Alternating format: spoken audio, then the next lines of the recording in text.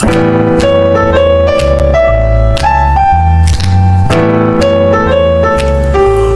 in TNC Radio.live. This is Building Strong Minds with Dr. Christopher Cortman. I'm Tom Kelly. We're going to be with you here for the next hour talking about ways that you can be stronger on that most important muscle between the ears. And Dr. Cortman, great to have you in here with us today. Dr. Cortman's located in Florida, where he has done some 80,000 plus hours, or I mean, who knows how many. We know. Yeah, hard to count. Less than 1 million, more than 2. More than 2. Okay. Yeah. So somewhere in the 80,000 range of providing therapy to patients of all different types, all different sorts, with all different types of problems. And what he does is he takes some of that knowledge and brings it here and allows you to learn a little bit from what he's been through. And sometimes he picks on me a little bit, and that's okay, because someone has to besides you. Exactly. That's exactly what I was going to say. So we've been talking about something called the social black belt. Now, when I think of a black belt, I think of somebody who has extraordinary fighting ability. So the social black belt, can I assume from that if I really learn everything about the social black belt, that my social game is going to be a little bit better than it was before? Sure would like to think so. One of the things we are hoping to improve is your understanding of your mind and how it works, why you do what you do, how to deal with other people, how to deal with loss, how to understand the decisions you're making and how to make better ones. And we've already spent a lot of time dissecting our emotions and the first truth, trying to champion them, as it were, by understanding why we feel what we feel and what our different feelings mean, and then most importantly, what we can do about them. So we are today starting the third truth. And if you like, I can do very quick summaries on the first two. Please. Or we dive right into the third one. Quick summaries on what the first two were, just in case. Okay, the very first truth is that you can understand your emotions, that they are not visitors from another planet, that we have no control over. And we broke that down into 4 parts. The first part's instructing that our emotions don't come from situations, they don't come from places or events or other people, they come from the way we perceive reality. That the most important creator of human emotion is the way we explain the world to ourselves, how we perceive the world. They call it our explanatory style. How we think leads to how we feel, our attitudes, our beliefs, our thoughts. The second part of that is that all of our emotions are statements about us. All of my emotions are statements about me. I do not feel the same way after an Astros-Yankees game as you do, because you're a Houston Astros fan and I'm a New York Yankee fan. So we could watch the very same game with one of us being elated at the end and the other disappointed. And that's merely because our emotions go back to not only the way we perceive the game, but it's a statement about us. Which leads to the third point, which is our emotions are about our investments. And to stay with that, the things that matter to us are the only things that can cause our emotions are our investments. There are people listening right now who would say, why would you have any feelings at all watching overpaid young males throw a ball around in a kid's game? Why would that cause you any emotion at all? And the answer to that is because if you're a fan, you are invested. You care. It matters. And truth be told, they are representing me out on the field. That's me out there. It becomes personal. The fourth part of the first truth is that all of our emotions tell us a little story or provide us information about the way we're perceiving the world. if we feel angry, it's a message that we perceive that we have sustained a violation. Something didn't go the way we expected it to, and therefore the human emotion of anger is understandable. It's correct. It's the byproduct of that perception that this is not fair. This is not right. It's not just. We have a lot of people very, very angry about politics, for instance, because their perception is that it's absolutely not fair, not right, not accurate. President gave a little commentary or a speech, a response on 60 Minutes last night, and he made comments about the economy, for instance, and the pandemic. And some people reacted angrily because their perception is that wasn't accurate, that wasn't fair, that wasn't right. Other people would agree with what he said and notice that there's a difference in emotion because, their perceptions are different. Anyway, so all of our emotions, sadness is the perception that I have lost something very dear to me. You asked me earlier if I was up early this morning to watch the Queen's funeral, and that my 9:00 session this morning, I had a woman in tears because to her it was such a sad event because it marked not only the death of the Queen, but also the death of another era in her life. This is one more loss along the way in life that I have to grieve. Anxiety. Anxiety is about the perception of threat, always involving one of my investments. Humor. Humor usually comes from putting two things together that don't typically belong. And as a result, it's funny. I called my credit card company about 10 minutes before the show, and the woman said to me, "May I have your name?" And I said, "Yes, but I'll need it back." And she didn't say anything. And I said, "What was wrong with my joke?" She said, "What joke? I didn't hear a joke." It's like, that must have been what was wrong with my joke. Yeah. So I literally had to explain my punchline before I could get a laugh from the poor lady. Anyway, all of our emotions, I like to think of as dummy lights on the dashboard of your truck. They light up to give us a message about the way we are processing the information of our lives. And they are always a call to action. If the guilt light goes on, take it every bit as seriously as if the engine light goes on or the fuel light goes on, or God forbid, the rear door is open.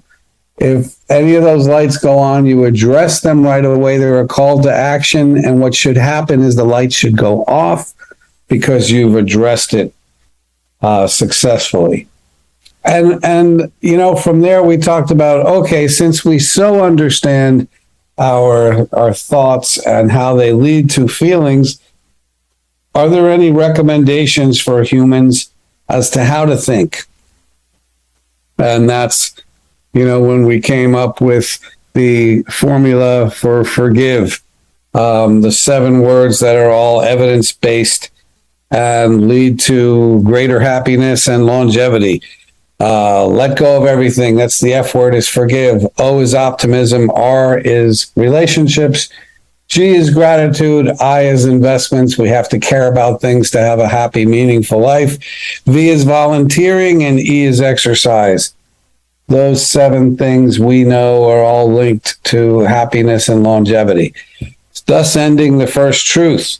The second truth is the truth that basically says we can deal with our compulsive behaviors if we address the way we think and are willing to change our behavior. And then we defined what is a compulsive behavior, and we came up with anything that we feel driven to do, anything that does not feel like a choice. It feels like something has taken over and we're doing it because we have to do it. We check our cell phones thousands of times, even though we just checked it 15 seconds ago, and we worry compulsively, or we drink or smoke compulsively, or we exercise compulsively, or we do whatever we do because we feel driven to continue to do that thing, whatever that is. And we talked about how compulsive behaviors have different characteristics, like they persist despite negative consequences. You continue to drink when your whole family has told you got a problem with that. We don't want to hang around with you after that third drink. That they do work.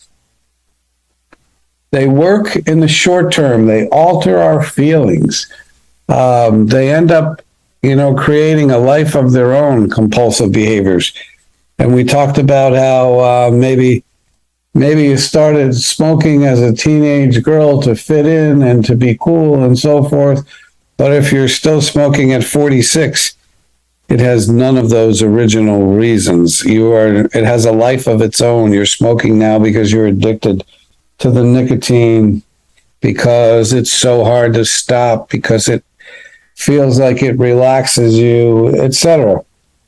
And also that compulsive behaviors follow a predictable pattern where we have a perception of something as stressful, and then we start to have an obsessive thought, often avoidance, which leads to a compulsive behavior, which brings us a feeling of improvement in some way, whether it's relaxation or relief or something feels better. And so we go through those steps very often, and the compulsive behaviors feel like they work, even though they're trashing our lives. So at the end of the second chapter, we talked about there are 3 ways to change how you feel. And one of those is biochemically, and that means you can drink something, smoke something, snort something, shoot something, swallow something. And whether it's prescription medication or something off the streets, if it changes the biochemistry of your brain, there's a chance it makes you feel differently. And that's why there will always be drug and alcohol problems, because it works temporarily to make you feel differently.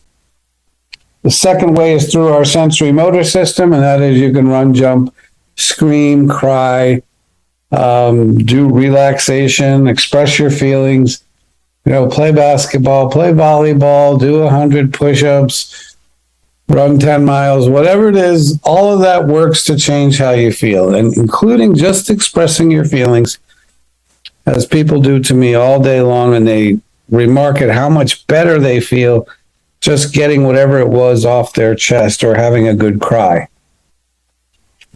Finally, the most permanent way to change how you feel is to change how you think. And changing how you think sometimes is as simple as saying, you know what, there's nothing I can do about this anyway. I'm just going to let this go. I talked to a man today that I saw literally 4 or 5 months ago, and he was panicked about the war in the Ukraine. And his way of looking at it was, I don't trust this Putin guy. They have nuclear weapons. We're going to be in a world war. Just catastrophic thinking. And guess what? His nervous system does not know anything about the facts. It only follows how he thinks. And so this guy was a 70-year-old basket case just a few months ago, and not sleeping well, and every day living in terror that we were going to be involved in a world war, not only a world war, but a nuclear war with very little surviving on planet Earth. And in my mind, all of that might be true, but all I knew is that he was making himself a basket case, Tom. He wasn't solving any problems. He was just creating a very significant emotional problem for himself. And I'm always going to challenge people, change your thinking, even if it comes down to what can you do about this problem. And what I ended up advising him is go to the polls and vote, march if you want to, but take your power back, call your sister, and be kind to your neighbor. and do some things that the people down the street would appreciate because you met them before and they like you. In other words, as Voltaire said in his classic Candide, tend your own gardens. Do something in your corner of the world to make things a little bit better because you ain't changing the world war. So anyway, changing how we think is the third and the most permanent way to change how we feel. And sometimes that's just accepting something out of our control. Sometimes it's letting go of something. Sometimes it's just saying, I'm going to be grateful and then give the rest of it to my higher power. Sometimes it says, well, I choose to be optimistic. It's going to be okay. I'm trying to do that same thing right now about the stock market. I don't even look at it. I don't want to know how much I lost over the last X number of months, but my attitude is hang in there. It always gets better. I'm telling myself things. I don't know if they're true, Tom. I don't know, but that's what I'm choosing to do. And things will get worse before they get better. Good old Dr. Fauci. He's got something to say like about Fauci. everything. Yeah. All right. I tell you what, it's time for us to take a quick break. We're going to be right back and pick it up from right there. You're listening to TNCRadio.live, Building Strong Minds with Dr. Christopher Cortman. We'll be right back. Stay tuned. This blog on TNCRadio.live is brought to you by the Truckers Network at app.thetruckersnetwork.net. 5 ways to handle sickness on the road as a truck driver. Being sick on the road is one of the worst situations a truck driver could be in. As if being sick isn't bad enough, sickness on the road is 10 times worse. If you're sick at work, you can simply go home for the day and rest. This isn't the case for truck drivers. Truck drivers are hundreds and sometimes thousands of miles from their home. When a truck driver gets sick, it affects their ability to deliver their load on time. They also lose money while trying to recover. As a trucker, it's important to know how to handle sickness on the road. Here are 5 tips for you. Stay hydrated. Drinking water and electrolytes have a ton of benefits while you're sick. Water helps replace the fluids lost while loosening up mucus. Hot liquids also have benefits as well. The steam from hot liquids helps relieve congestion and soothe a sore throat. Stay clear of sugary drinks. They'll dehydrate you. Rest. Sometimes the best thing you can do while being sick is rest. Your health's more important than getting a load delivered on time. Plus, it can be dangerous to drive while you're sick. Take a day or 2 to rest and get better. Continuing to work while being sick will only drag out the healing time. Take medicine. If you start to feel sick, get medicine as soon as possible. Vitamin C supplements are great immune boosters. Also, avoid eating unhealthy, greasy foods. Eating properly keeps you healthy and boosts your immune system. If you're already sick, check to see which over-the-counter medicine would help the most. Talk to your dispatch. Let dispatch know what's going on. If you're sick, you may not be able to perform your daily duties, or you may not be able to drive at all. Don't rush recovery time. Rushing recovery time can result in re-injuring yourself. Truck drivers know that if their truck's parked, then they're not making money. It's better to take a week off to recover than try to work when you're not ready and further injuring yourself. This blog on TNCRadio.live was brought to you by the Truckers Network at app.thetruckersnetwork.net. At Hotshot Secret, we share the science behind common diesel problems. For example, diesel fuel cetane levels. The cetane rating in diesel fuel is 42 to 45. Most diesel engines operate more efficiently with a cetane rating of 48 to 50. One treatment of Hotshot Secret Diesel Extreme will raise your cetane 7 points, increase fuel economy, and improve cold starts. Hotshot Secret Diesel Extreme is available nationwide at truck stops, fine farm and auto stores, and online at hotshotsecret.com. Hotshot Secret, powered by science.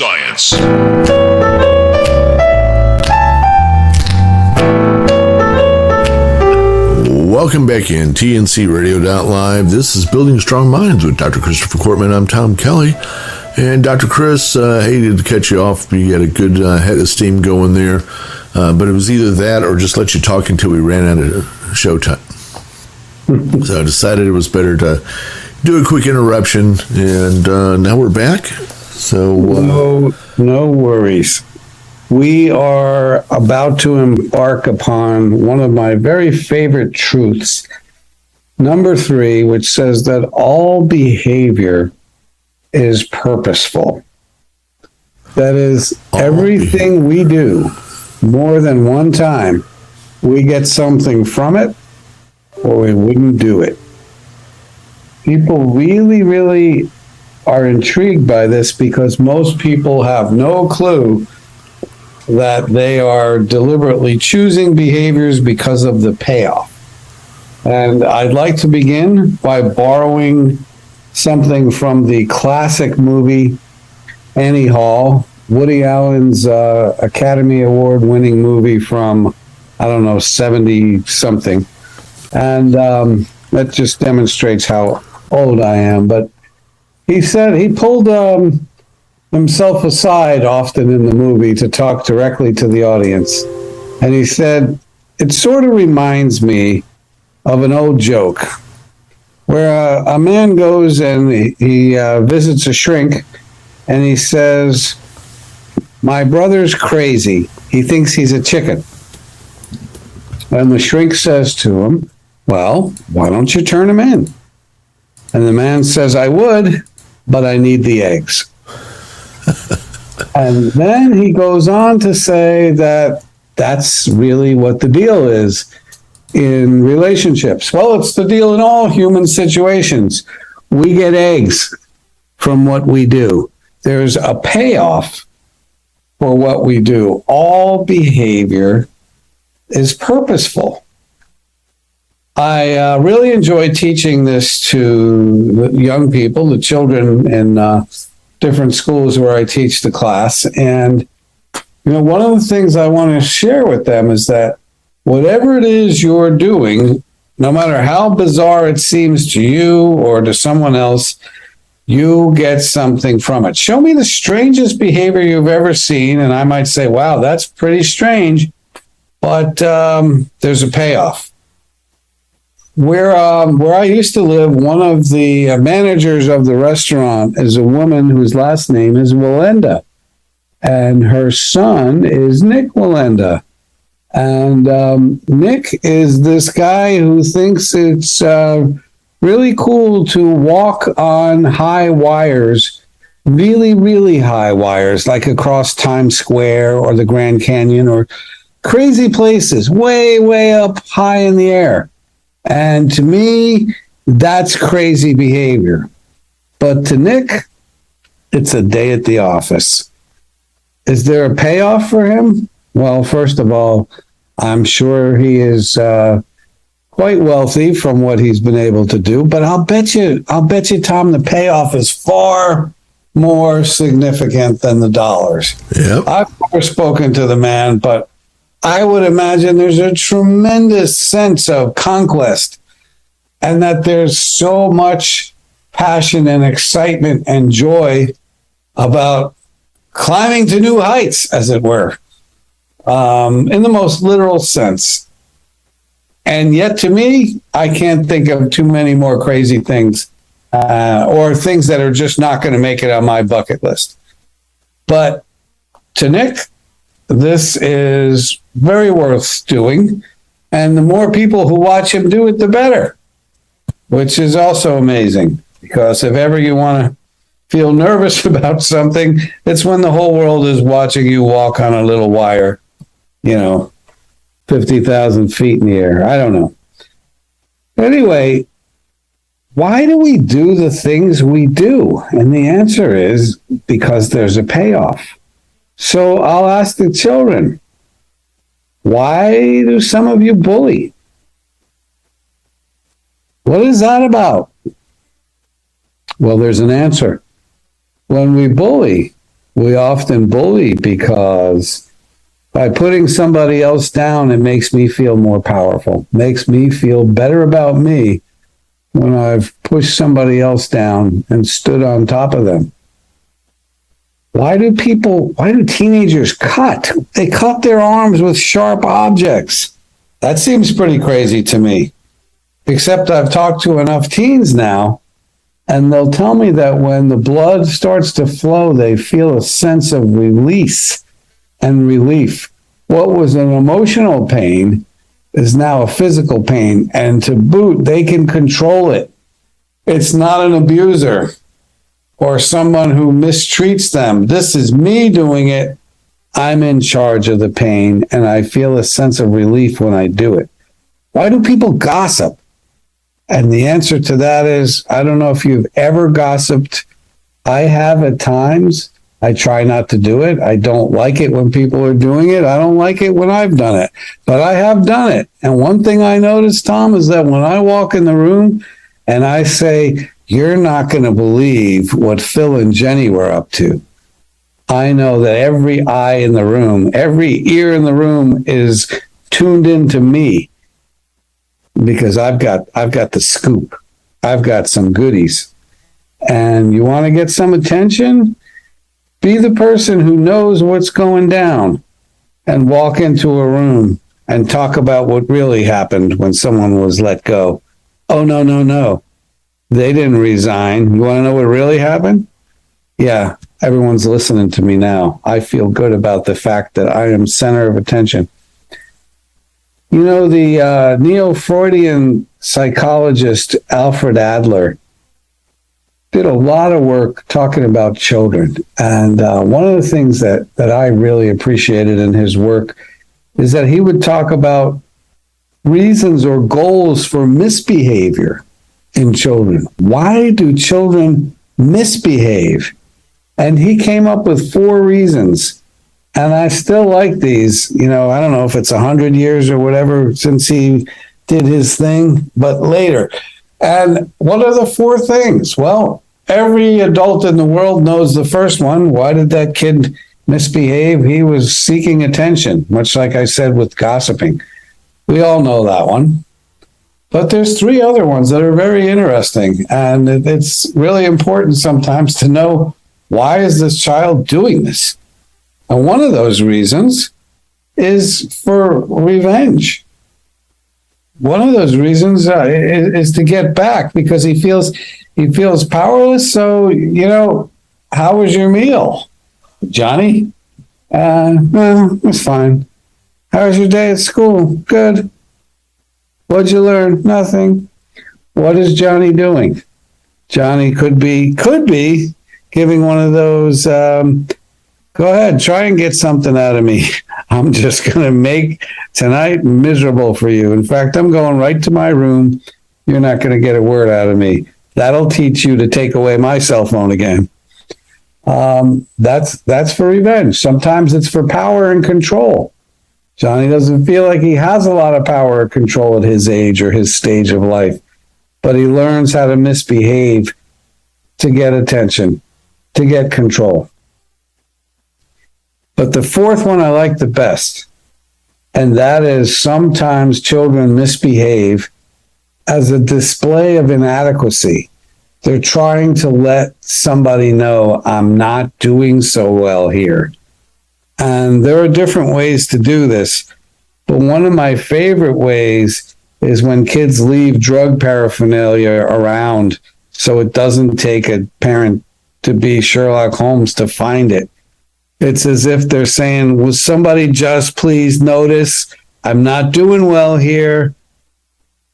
I'm not having the time of my life. I'm messing up big time. And it's a cry for help.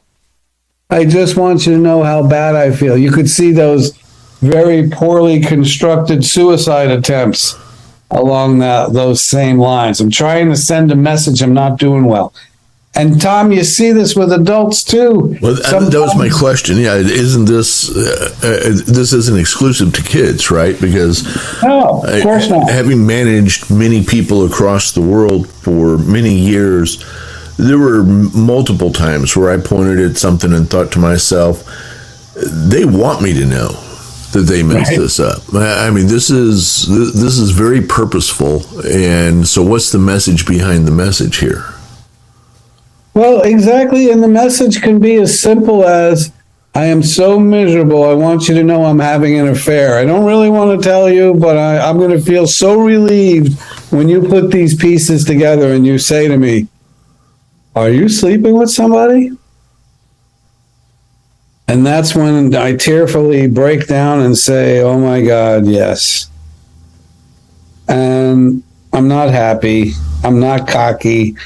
I'm not in any kind of rebellion right now. I'm just miserable, and I don't know what to do. And I wouldn't blame you if you threw me out on my butt, but all I know is I can't do this another day.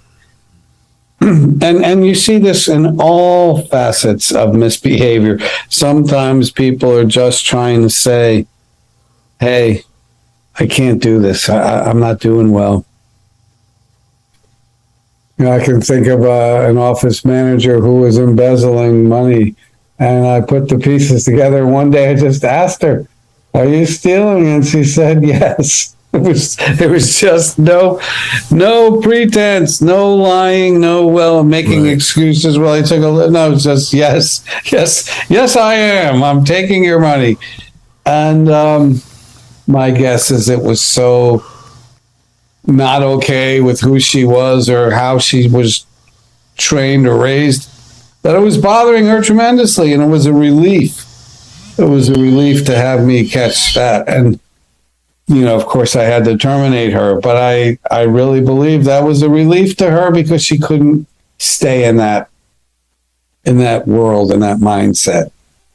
So, you know, your question is beautiful, and it coincided nicely with where I was going, which is, you know, adults continue to take these 4 reasons of misbehavior and do adult versions of them.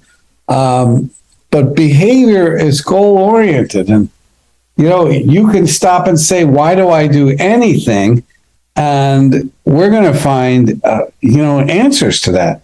And, you know, I want to take some of these things that you do. I don't mean you, but I mean we do as humans. And we do all the time. And I want to break them down in a way where probably we haven't heard this before. Okay. I'd like to make this kind of new learning if possible. You're probably going to tell me we got to do a break first, but that's okay. No, let's do a break and come back and let's start tackling it. You're listening to TNCRadio.live.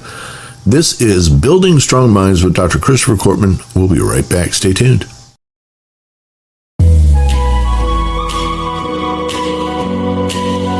Hi, I'm Dr. Christopher Cortman, and now for the Mental Health Minute.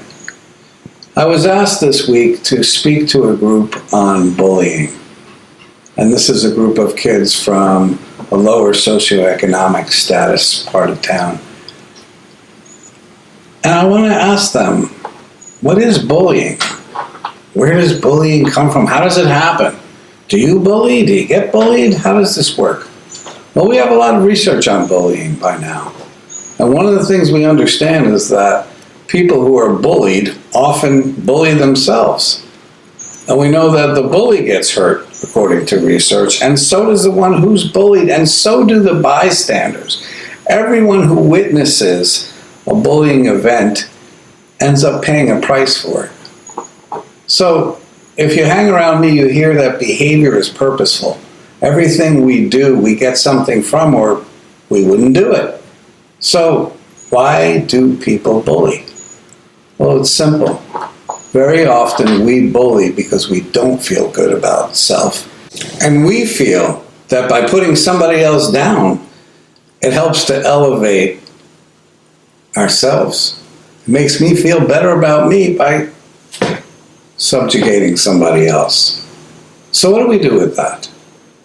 As soon as we understand that a child has issues with that, we want to interfere. We want to intercede.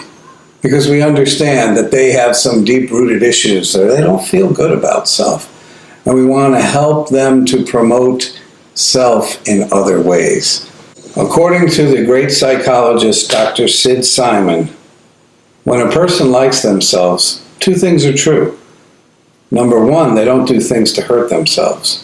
And number 2, they don't do things to hurt other people.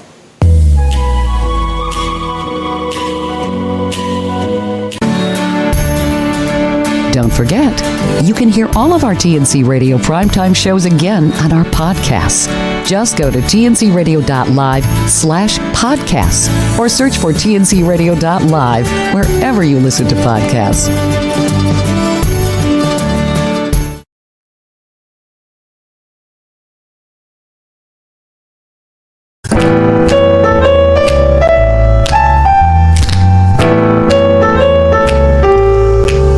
Welcome back, TNCRadio.live. Best theme music since West Side Story for snapping.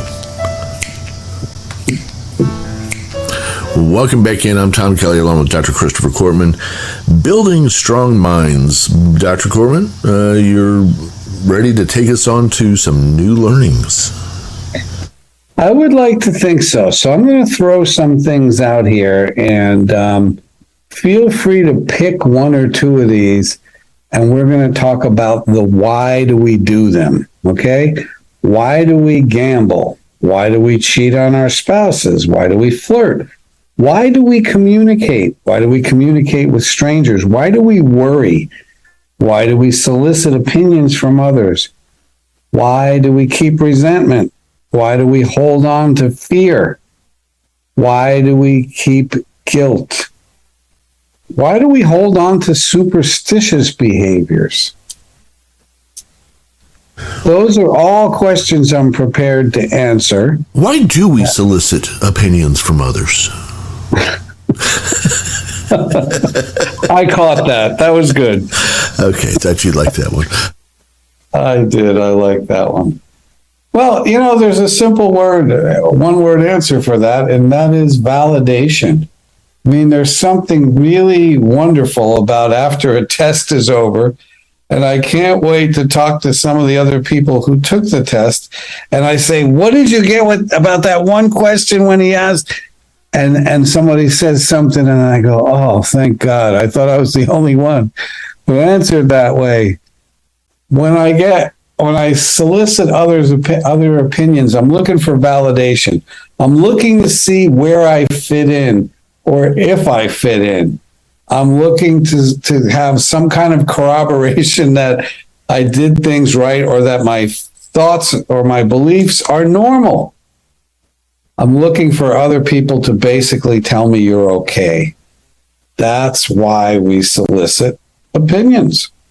And, I spent a couple of days teaching these really bright kids. The number one school in the state is Pineview, and I was there on Thursday and Friday of last week. And I love talking to these kids because, by definition, they're all smarter than I am. And they even talk about how important getting likes are on their postings. Whatever they post, they're looking for likes. Why are they looking for likes? Because they want other people to validate them. They want to know that they are likable, that they're attractive, that they're funny, that they're cool, that they're whatever they are. But how do we find that out? By how people respond to us. That's why we solicit the opinion of others. And sometimes as a kid, you can ask your parents, but I don't really care about their opinion, because what do they know? They're not cool anymore and they don't understand. I want my peers. When I tell my daughter she's beautiful, that doesn't mean anything to her. She wants to know that the boys in her class think she's beautiful, even though I have better taste than they do.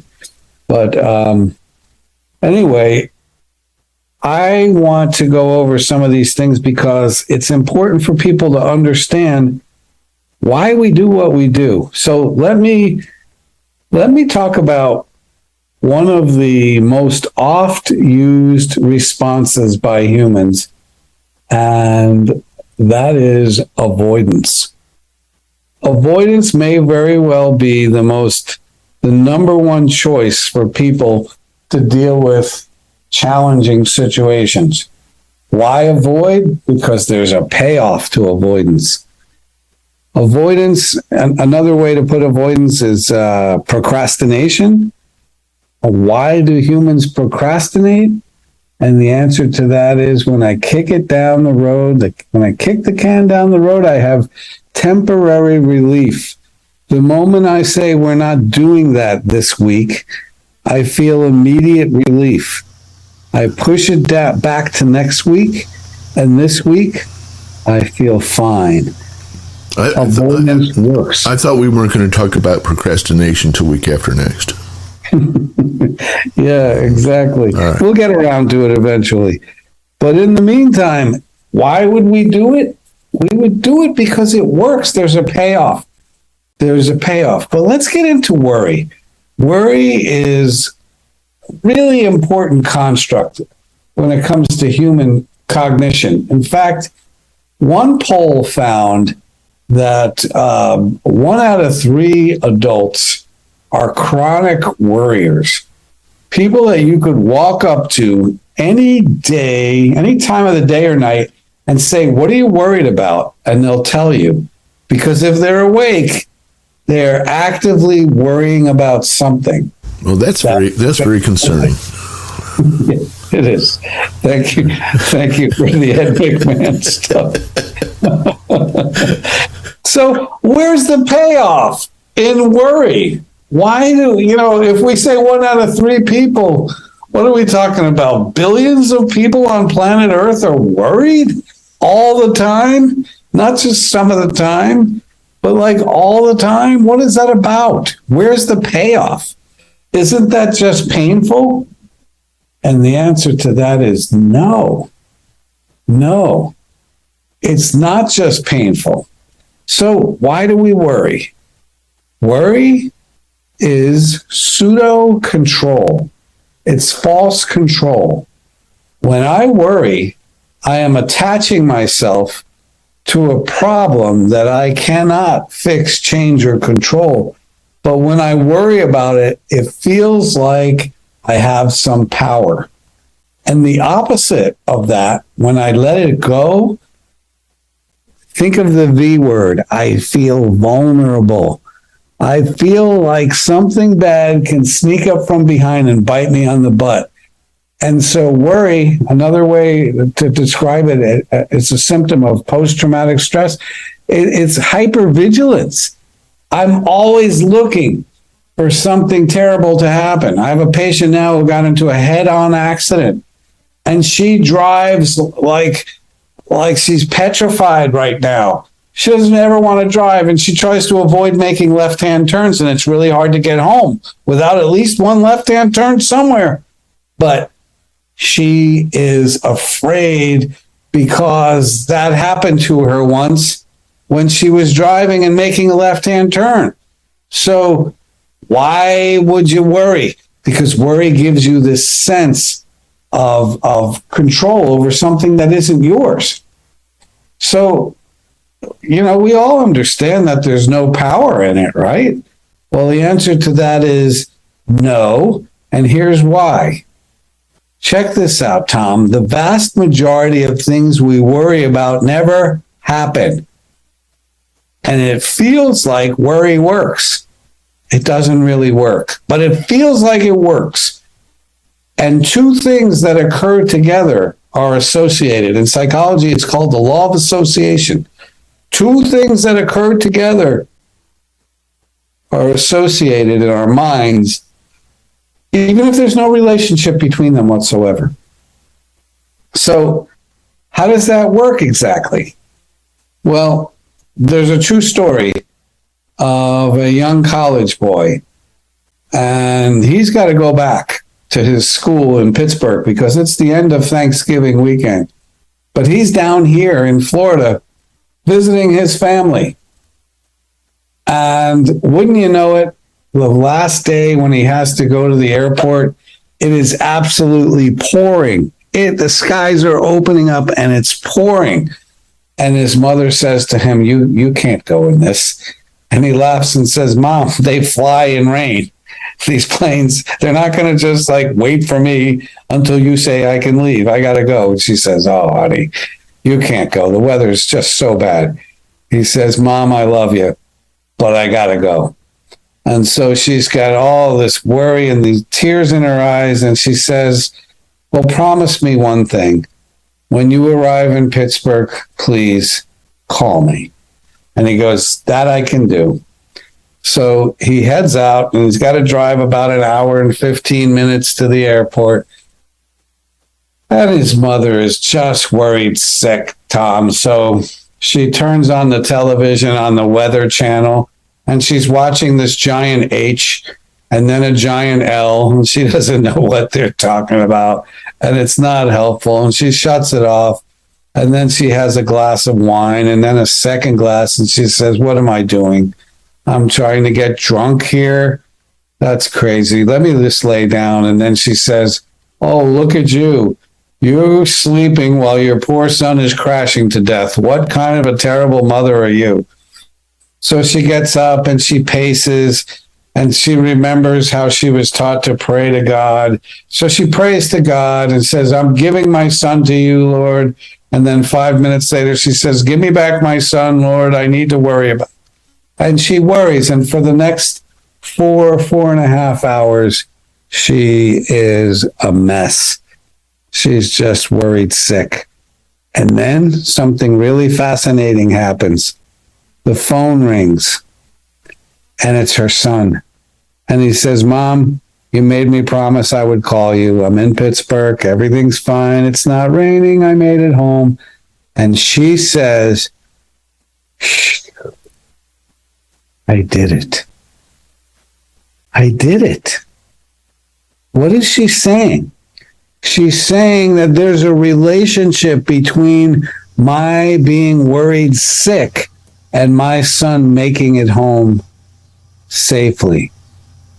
And so what is she going to do the next time? Same thing. Same thing. Her worry paid off.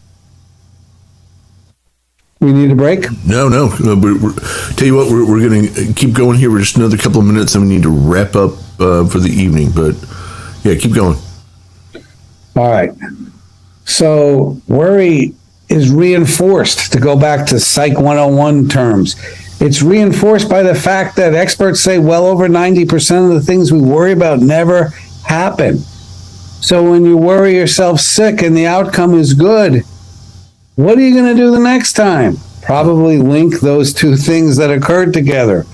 All of my worry and the good outcome. I'm going to worry again. I'm going to worry even harder. I don't really believe anymore that there's nothing I can do. I feel like I have to worry. I have to. Otherwise, what kind of a mother am I? What kind of a CEO am I? What kind of a person am I? How dare I feel good and peacefully sleep through the night when there are starving children or countries at war or whatever? I worry because it feels like I have some power when I worry, even though I don't. That is why humans worry. I want to get into, well, maybe I can introduce this thing and you tell me when we're running right out of time. We're just about there. We got about 2 minutes left. Okay, so here's the new concept that we'll tackle next week. And that is, we hold on to things, again, because of what they do for us, not because of what they do to us. We keep things because we think we need them.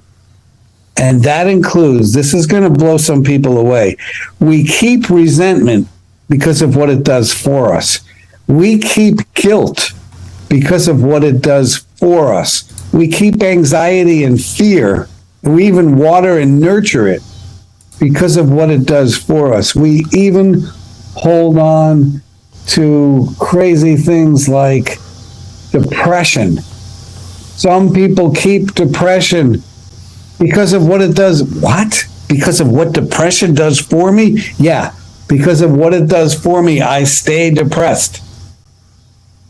And I want to show people next time how people can hold on to even the most painful or self-defeating or frustrating human emotion because there's a payoff.